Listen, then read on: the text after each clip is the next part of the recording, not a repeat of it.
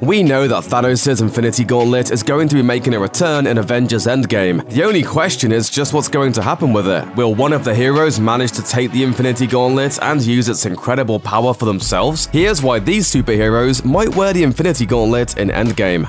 If there's one character you actually want to see controlling the Infinity Stones and the omnipotent power that goes along with them, it's Steve Rogers, the guy who always does the right thing no matter what. We may not be perfect, but the safest hands are still our own.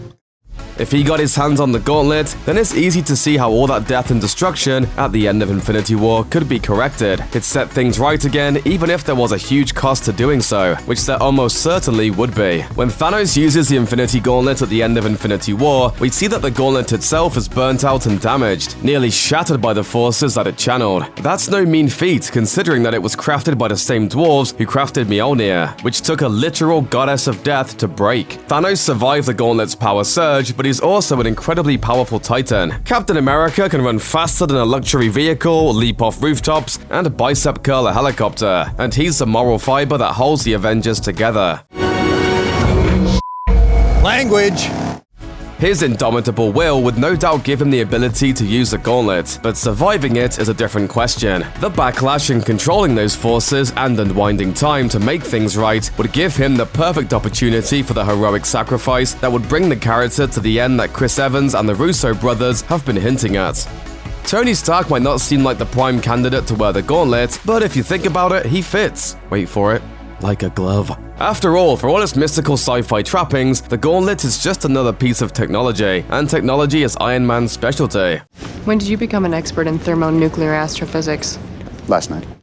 All this happened in the comic books already. He's actually the first human in the Marvel Universe to wield the gauntlet, a relatively recent event that happened in the pages of Avengers in 2011. One of the most interesting things about that is what Tony does with it. He creates an illusion of the gauntlet being destroyed, but then secretly hands off the stones to the people he trusts most. Of course, all that stuff about heroic sacrifice still applies to Tony, and this may give us a fond farewell to Robert Downey Jr., allowing Jim Rhodes to step into the armor as the new Iron Man.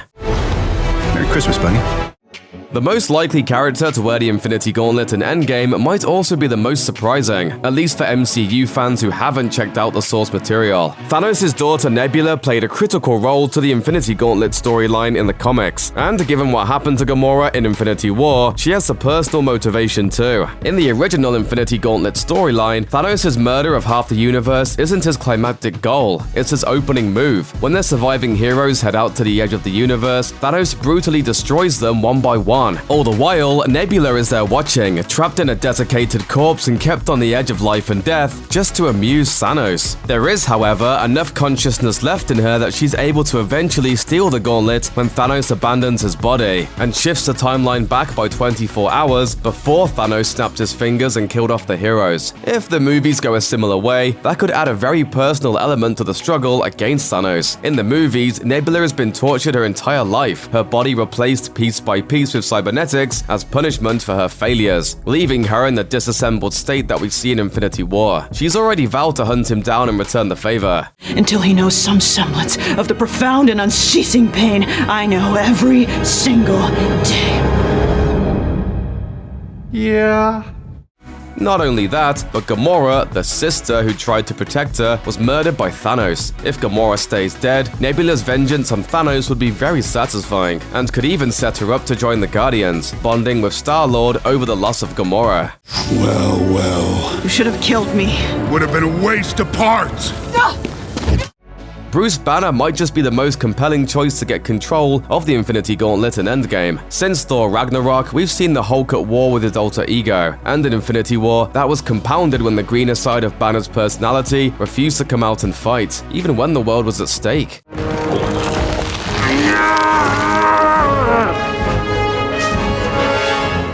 Dude, you're embarrassing me in front of the wizards.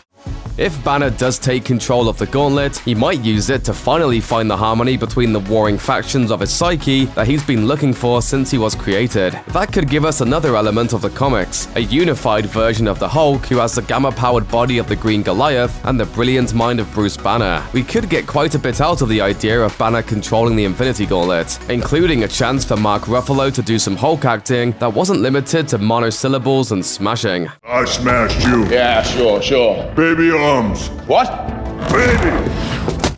The God of Thunder, armed with both the unstoppable Stormbreaker and the Infinity Gauntlet, is pretty much the definition of overpowered. We'll admit that this seems like a pretty unlikely scenario, but believe it or not, something similar happened in the comics. Way back in 2000, Thor issue 25, the God of Thunder took on Thanos in one of the most brutal fights to hit the comics page. While Thanos was winning at first, Thor geared up with a whole new set of mystical artifacts enchanted by Odin, and wound up beating the purple out of the Mad Titan until he was face down in the Asgardian dirt. Unlikely, yes, but also pretty rad. Loki, in case you forgot, is dead. He was killed in the opening scenes of Infinity War, murdered by Thanos after trying to save the brother he spent so much of his time luring into hilarious stabbings. He transformed himself into a snake, and he knows that I love snakes. So I went to pick up the snake to admire it, and he transformed back into himself, and he was like, "Yeah, it's me!" And he stabbed me. That said, death has never exactly stopped Loki before, so why would it be a problem now? Coming back from the dead is what the dude does, and the last-second revival and the theft of the Infinity Gauntlet might just tip the scales in Endgame. You're not gonna believe this one, but it kinda happened before in the comics. Kinda. In the original Infinity Gauntlet comic, Thanos is paired up with Mephisto, a demon who eventually betrays him. The thing is, Mephisto doesn't currently exist in the MCU. Instead, the role of a lackey who eventually betrays Thanos has actually fallen to Loki. Plus, we already know that there's a Loki TV show in development with Tom Hiddleston attached to star. Unless it's a prequel, he's definitely coming back in some form or another. If he gains control of the Infinity Gauntlet and somehow manages to resist the corrupting influence of absolute power, that could complete the shift in his character from unrepentant villain to devious anti-hero. Exactly what he needs to be if he's going to be a protagonist from here on out. The trailer for Endgame is relentlessly depressing, full of stuff like Tony Stark recording his final message to Pepper, Steve Rogers shedding tears over the fate of his friends, and Clint Barton looking haunted in the rain. That is, until the very end, when Ant-Man shows up and suddenly things are as goofy as they've ever been. That's me! Can you buzz me in? Scott Lang getting his hands on the Infinity Gauntlet would be pretty shocking, but it's not entirely unlikely. The entire Marvel Universe is about the little guy managing to triumph over impossible odds. In both a figurative and a literal sense, there's no littler guy than Ant-Man. It's also his chance to actually save the world. One of the fun things about the Ant-Man films is that they have smaller stakes than the rest of the MCU. Getting him involved in something this big would be weird and wild enough to be really fun. Check out one of our newest videos right here. Plus, even more Looper videos about the Marvel Cinematic Universe are coming soon. Subscribe to our YouTube channel and hit the bell so you don't miss a single one.